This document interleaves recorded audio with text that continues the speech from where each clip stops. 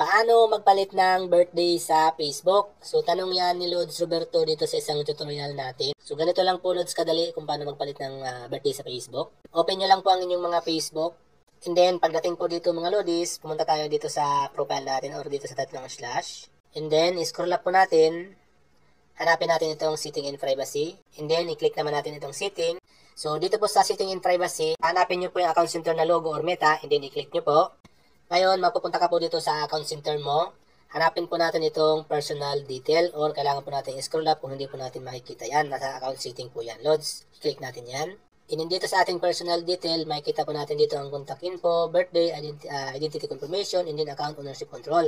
So, siyempre dito po tayo pupunta sa birthday. Click natin yan. And then dito po, ganito na po ang lalabas niyan mga lodis. So, disclaimer lang po mga lods, kung kayo po nakapagpalit na dati ng birthday, hindi po ganito ang lalabas niyan mga lodis. Kasi nililimitahan lang po ni Facebook ang pagpalit ng birthday sa ating mga Facebook.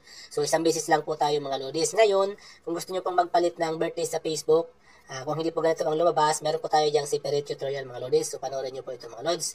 Para po dun sa mga hindi pa nakapagpalit or fresh pa lang po, o ganito po ang lalabas niyan mga lodis. So, meron po kayong edit button. Ayan, click po natin yan pag meron po kayong edit button dyan. And then dito po, lalabas yung ating birthday. I-click lang natin itong X na to. And then, ilalagay na po natin dito yung desired natin na birthday. So, paalala po mga lodis, mas maganda po ang ilagay po natin dito yung birthday ay yung authentic po. Kasi po, pag nagbe-verify po tayo ng ating mga Facebook, isa po sa mga requirements para po ma-verify yung ating mga Facebook account ay yung authentic birthday po na same po sa ID isasabit natin kung sakali man pong mag-verify tayo ng ating mga Facebook. Okay? So, ilagay po natin yan dyan. I-click natin yan. And then, lalabas po ito. So, dito po, mag-set na po tayo ng birthday na ilalagay po natin. So, para po adjust yan, i-scroll nyo na lang po yung mga ganyan. Ayan, ba, ganyan. Ba, ayan, yan po, day, year. I-scroll nyo na lang po kung ano po yung birthday nyo pong ilalagay dyan. So, halimbawa po ganyan.